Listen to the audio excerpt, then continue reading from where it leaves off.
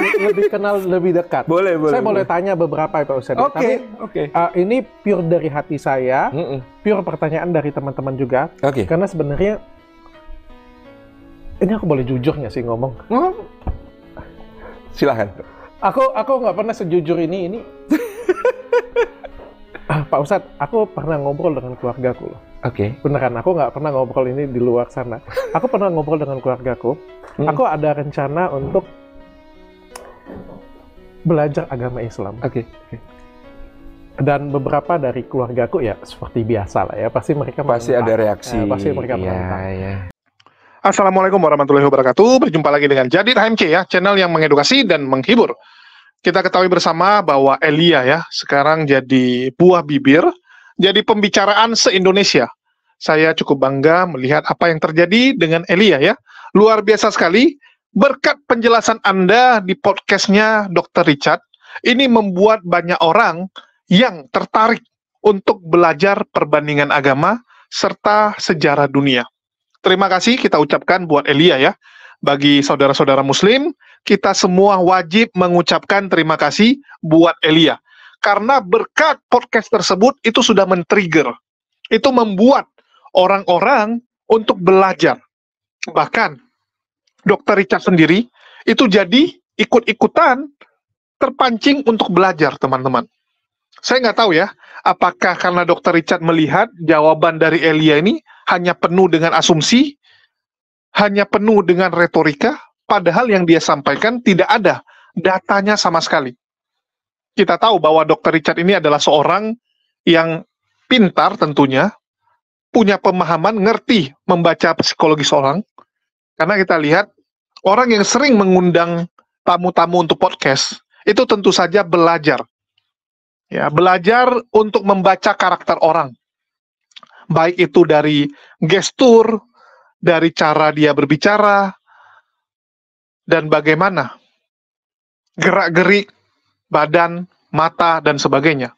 Orang yang sering mengundang narasumber untuk bicara atau podcast, itu pasti terbiasa membaca karakter orang. Dr. Richard bukan orang bodoh. Dia pun tahu bahwa yang disampaikan oleh Elia ini nggak lebih daripada klaim-klaim sepihak. Nggak lebih daripada pembelaan secara membabi buta kepada suatu bangsa yang dimana bangsa tersebut juga tidak kenal kamu, tidak peduli dengan kamu gitu. Tetapi karena kamu sangat mengagungkan, sangat termakan bahwa ada sebuah doktrin yang menyatakan keselamatan itu berasal dari bangsa Yahudi, mau nggak mau kamu bela. Dr. Richard kebingungan habis. Sangat kebingungan saat mengundang Elia. Sangat kebingungan melihat jawaban dari Elia. Bahkan berkat jawaban Elia inilah Dr. Richard jadi tertarik. Jadi tertarik untuk belajar yang namanya agama Islam. Jadi tertarik. Jadi ini kita harus ucapkan terima kasih buat Elia. Mari kita dengarkan dulu bagaimana Dr. Richard ya, dari lubuk hatinya yang paling dalam, mengakui bahwa dia tertarik untuk belajar Islam. Lebih kenal lebih dekat. Saya boleh tanya beberapa ya Pak Ustadz. Ini pure dari hati saya, pure pertanyaan dari teman-teman juga. Karena sebenarnya ini aku boleh jujur nggak sih ngomong? Silahkan. Aku nggak pernah sejujur ini. Pak Ustadz, aku pernah ngobrol dengan keluargaku loh. Beneran, aku nggak pernah ngobrol ini di luar sana. Aku pernah ngobrol dengan keluargaku. Aku ada rencana untuk belajar agama Islam. Dan beberapa dari keluargaku ya seperti biasa lah ya, pasti mereka ada reaksi. Pasti mereka menentang. Dan saya ingin melakukan ini perlahan. Saya juga tidak ada target lah. Kita kalau misalnya perusahaan kan ada target ya Pak Ustadz ya. Kalau ini kan kita ini kan soal hati, ini soal private kita ya.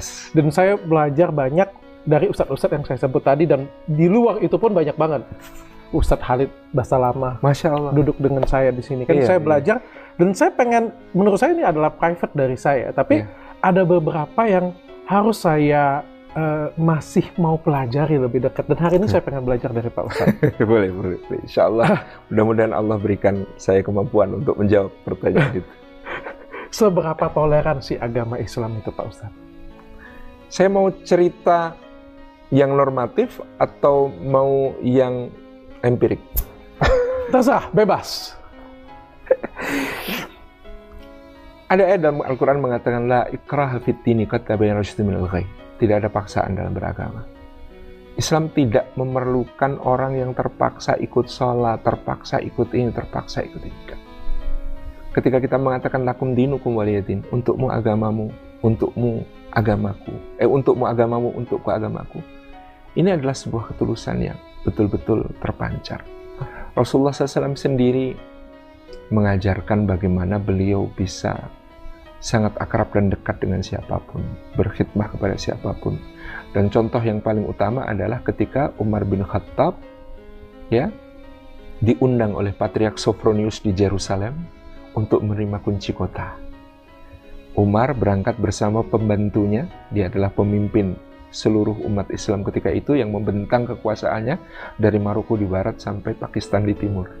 Dia datang ke Yerusalem mengendarai 1 ekor unta bersama budaknya yang namanya Aslam, pembantunya yang namanya Aslam. Sepanjang perjalanan mereka gantian. Kalau Umar di atas, Aslam nuntun. Tiba giliran sekian jam, Aslam di atas, Umar nuntun.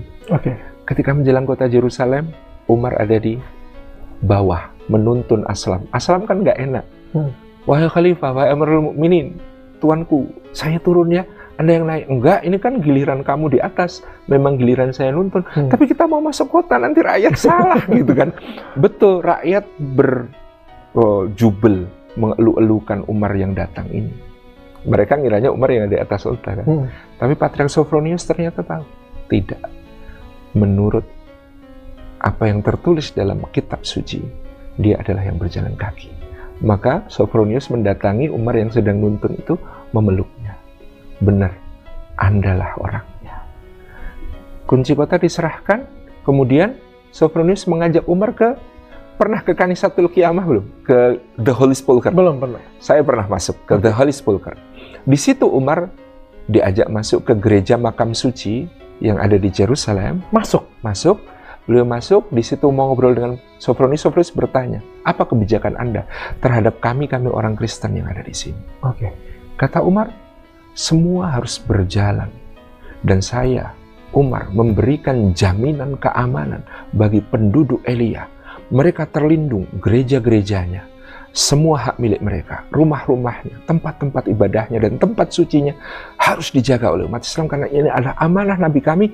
Nabi kami mengatakan, siapa yang menyakiti ahlu dhimmah? Siapa ahlu dhimmah? Orang Kristen, orang Yahudi, orang ahli kitab yang berada dalam perlindungan umat Islam. Maka dia akan menjadi lawanku di pengadilan di hadapan Allah di hari kiamat. Jadi Umar memproklamasikan perlindungan untuk seluruh penduduk Kristen, Yahudi, Ortodoks, semua di wilayah Palestina saat itu.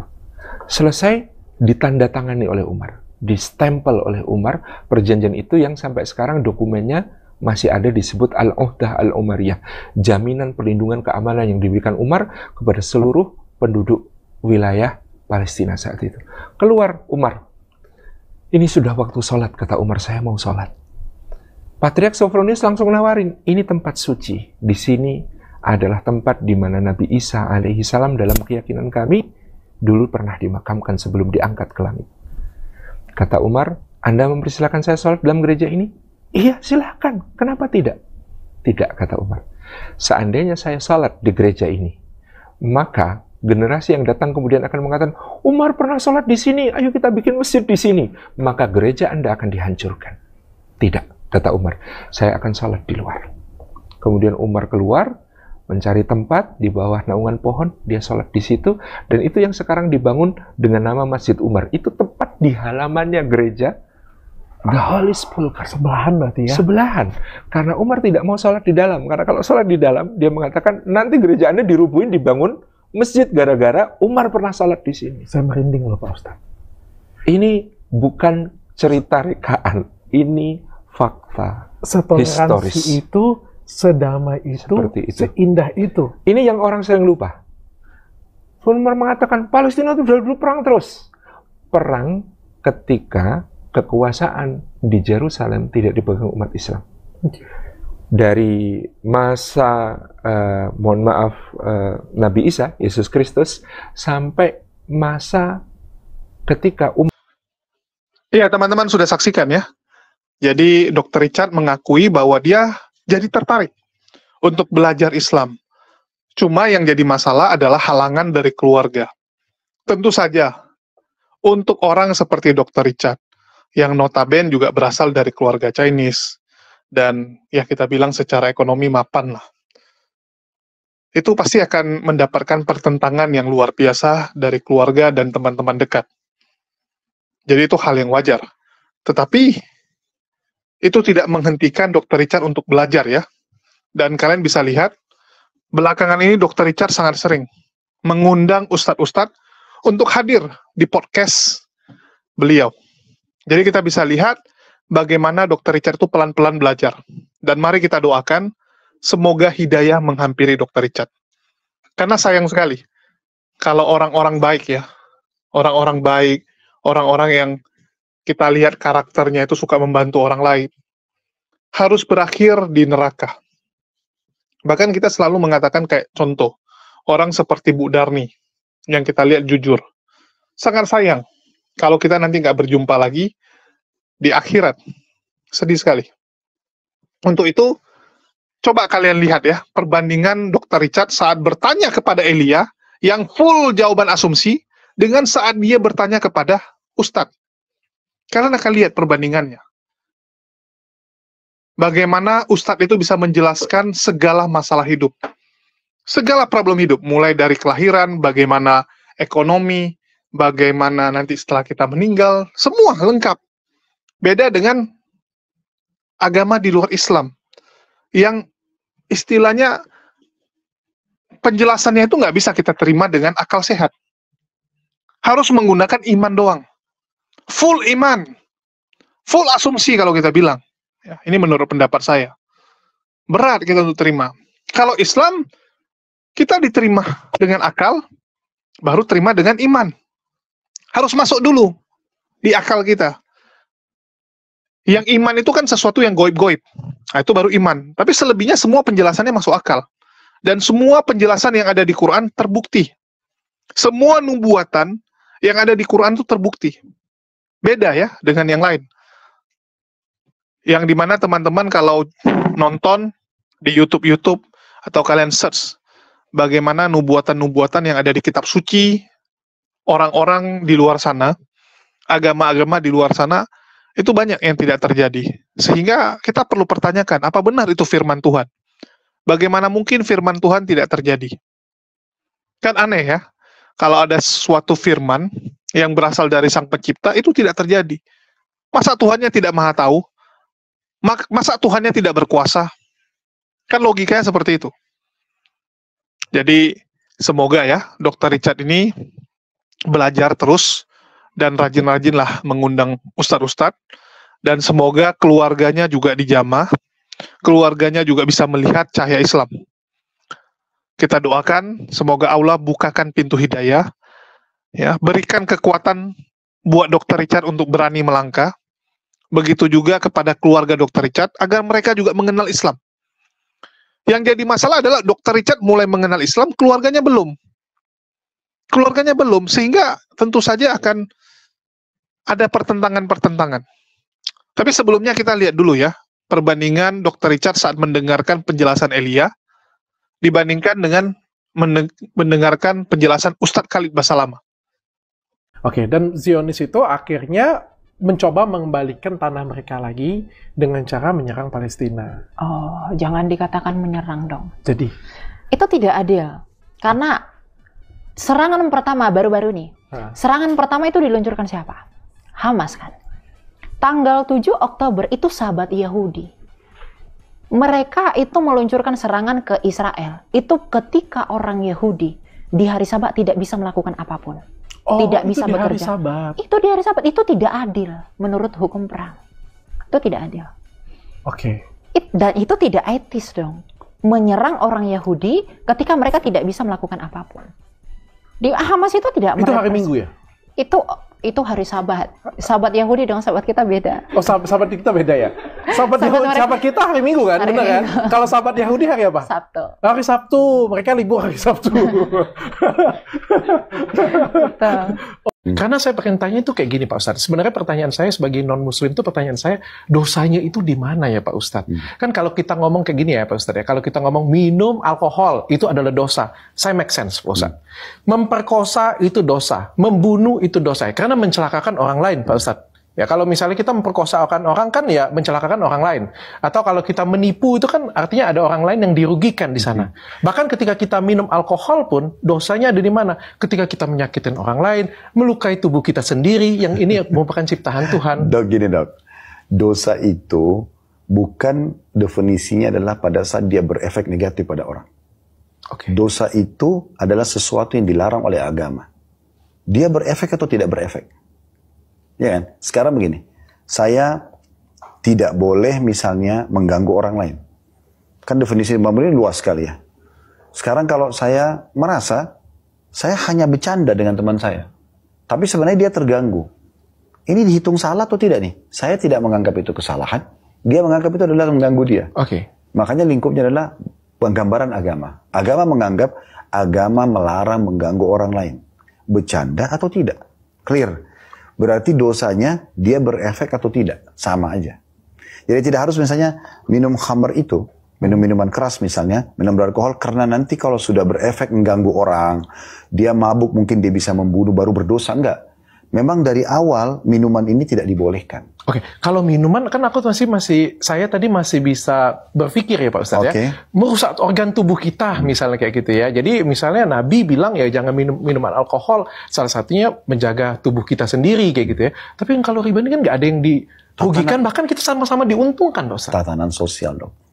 Ada saatnya gini, kalau dalam Islam itu gini, ada waktu dan masa hidup kita di mana kita memang mengambil keuntungan, ada saatnya kita memang berbagi sosial. Kalau yang dokter bahasakan tadi itu kesannya semuanya harus ada manfaatnya. Lalu kapan kita bisa membantu orang tanpa ada feedback? Kapan kita bisa tanpa ada feedbacknya? Kan sekarang kalau saya utangin orang tanpa saya minta apa-apa, ya udah saya pinjam 10 juta kembali 10 juta. Saya akan meringankan dia. Ini aspek sosial. Aspek sosial. Tapi yang satunya lagi juga membantu karena kan kita lagi butuh bantuan. Justru itu jangan tunggangin kebutuhan orang. Dia lagi genting, kita tunggangin justru untuk di mana sosialnya kalau gitu. Justru pada saat dia lagi butuh, dia lagi lapar nih. Sama kasusnya gini, kalau dokter bilang gitu berarti kalau lagi lapar, saya kasih kamu makan, tapi kamu harus bantu saya kerja 2 jam ya. Kan berarti kita minta feedback kan. Islam tidak mengajarkan itu. Di saat kamu orang lain butuh, bantu dia. Dan bantunya itu jangan berharap balasan kecuali dari Tuhan. Nah gitu. Itu secara agama ya Pak? Ya, ini kita bicara masalah agama. Masalah agama ya? Karena kan tadi dokter bahas masalah riba ya. Kenapa dalam Islam riba diharamkan? Nah ini alasannya. Kalian dapat ya poinnya ya. Bedanya luar biasa sekali. Kemampuannya bedanya luar biasa teman-teman. Jadi hanya di Islam lah semuanya ada jawaban. Bukan hanya bilang, oh kalian harus kasih. Bagaimana hukum dagang kita? Kalian harus mengasihi orang. Loh, kasih apa ini? Kasih mampus? Kasih dia rugi? Atau kasih apa gitu? Nggak jelas kasihnya kan gitu. Kalau di Islam jelas. Nggak boleh ada riba. Bagaimana Islam menyelesaikan setiap masalah. Ada panduannya lengkap. Nah inilah yang membuat Dr. Richard tuh tertarik kan. Dia sendiri mengakui tertarik. Karena dia melihat di Islam ini panduannya lengkap. Cuman yang susah itu adalah kalau Dr. Richard memutuskan untuk jadi mualaf lah kita bilang. Ya untuk bisnis dia siap-siap aja gitu. Akan terjadi turbulence, akan terjadi guncangan yang sangat besar tentunya di kehidupan Dr. Richard secara pribadi maupun usaha. Pasti akan mendapatkan masalah yang besar. Ya. Tetapi kembali lagi, apa kita hanya mengincar dunia? Berapa lama lagi sih kita di dunia ini nikmati semua yang kita miliki sekarang? Pangkat, kekayaan. Berapa lama? Coba saya tanya teman-teman. Berapa lama lagi kalian nikmati itu? Nanti juga kalian akan tinggalkan semua. Betul tidak? Semua akan kalian tinggalkan. Jadi ngapain mempertaruhkan sesuatu yang abadi untuk sesuatu yang sementara? Saran saya buat Dr. Richard, sering-seringlah mengundang ustadz-ustadz yang lain ya. Minimal sebulan mungkin ada beberapa kali, supaya siraman-siraman rohani itu terus masuk ke dalam diri Anda. Dan buatlah kira-kira pertanyaan-pertanyaan apa aja yang ingin Anda tanyakan, terus Anda tanyakan kepada ustadz dan juga kepada pendeta mungkin. Anda undang pendeta atau Anda ajak pendeta Anda ngobrol ya. Anda tanyakan, kira-kira jawaban mana yang lebih memuaskan dan lebih cocok di akal Anda. Setiap manusia itu diberikan apa ya? Satu insting untuk bisa mengetahui mana Tuhannya, mana bukan. Ada itu. Jadi memang manusia itu kayak punya satu radar untuk mencari keberadaan Tuhan. Ya, kita diberikan itu. Cuman kadang-kadang kita nggak peka. Jadi untuk melatih kepekaan itu, kita harus sering-sering mendapatkan siraman rohani. Kita harus sering belajar dan membandingkan. Semoga dengan Dr. Richard mendengar jawaban versinya Ustadz begini, versinya pemuka agama Kristen seperti ini, dia jadi bisa membandingkan dan melihat mana yang lebih cocok dan mana yang lebih benar. Untuk melatih itu insting dia. Untuk melatih alam bawah sadar dia untuk tahu mana yang Tuhan, mana yang bukan. Jadi saya mohon Dr. Richard tuh maulah bertanya sesuatu yang sama ya, biar bisa perbandingannya tuh apple to apple. Kalau terjadi masalah ini, di Kristen apa solusinya? Kalau di Islam apa solusinya? Biar dibandingkan. Mulai dari yang begituan saja dulu. Saya dulu waktu belajar Islam ya, saya catat persamaannya dulu. Islam dan Kristen persamaannya. Benang merah sejarahnya di mana? Baru di mana mulai berpisah? Di mana baru berbeda jalannya nih Islam sama Kristen? Kan sama-sama percaya Nabi Adam. Ya, percaya kisah Abraham, kisah Musa, kisah Nuh. Terus di mana bedanya? Cari tahu. Ya, cari tahu. Setelah saya baca Quran, saya berhasil menemukan kepingan puzzle yang tidak bisa saya temukan saat saya membaca Bible doang. Nggak bisa saya temukan. Al-Quran itulah yang membantu saya untuk bisa melengkapi cerita yang saya baca di Bible tersebut. Dan saya harap hal yang sama bisa dirasakan oleh Dr. Richard ini ya. Dia bisa menemukan jawaban yang sama seperti yang sudah saya temukan. Itu sih doa kita, dan saya yakin kalau kita mendoakan ya, yang terbaik buat orang-orang di luar sana yang sedang mencari hidayah, Allah pasti akan bukakan jalan dan berikan cahaya tersebut kepada mereka. Kalau Anda tidak cari, ya nggak mungkin. Ya, nggak mungkin. Tapi kalau orang sudah mulai mencari, ini akan ada suatu perubahan luar biasa. Dan saya yakin Dr. Richard itu pasti akan mendapatkan kebenaran. Kalau dia terus mencari.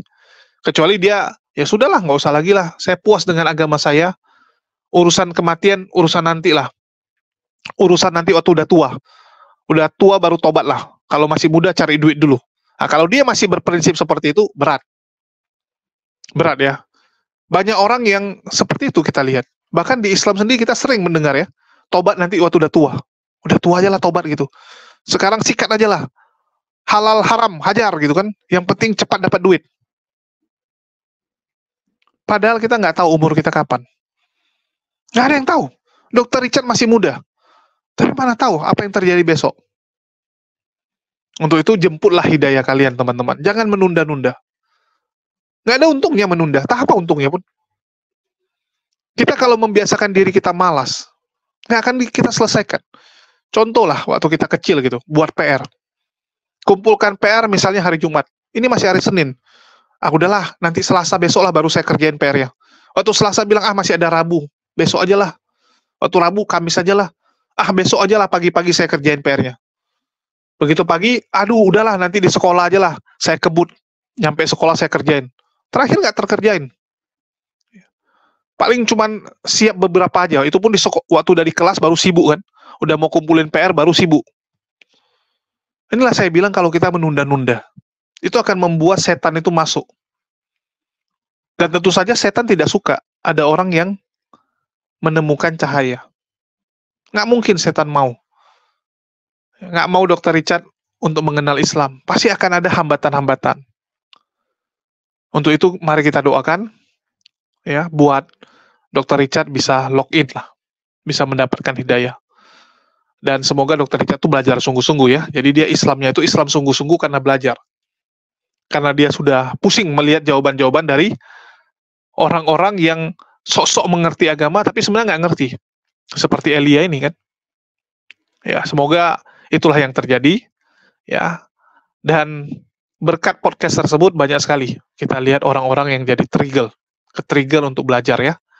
Bahkan saya lihat di kolom komentar itu istilah-istilah oten itu sudah mulai luar biasa sekali.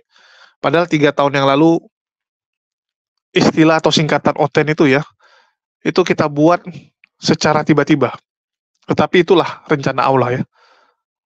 Bagi teman-teman yang nggak tahu, oten itu dulu, waduh, saya sama Bamtri yang buat itu. Tiba-tiba jadi istilah yang dipakai secara nasional. Oten ya. Teman-teman kalau tahu singkatan aslinya ketawa itu. Banyak teman-teman pikir oten orang Kristen ya. Itu kan waktu itu karena ada uclim ya. Wak Donald waktu itu bilang umat muslim itu uclim gitu kan. Jadi kita bilang kalian oten gitu. Oten. Ya, padahal oten itu ada beberapa makna yang lain. Ya, tapi tergantung lah kalimat yang digunakan apa. Mungkin itu aja yang bisa saya sampaikan. Makasih buat teman-teman semua yang udah nyimak. Di akhir kata saya ucapkan wassalamualaikum warahmatullahi wabarakatuh. Sampai jumpa di video-video kita berikutnya.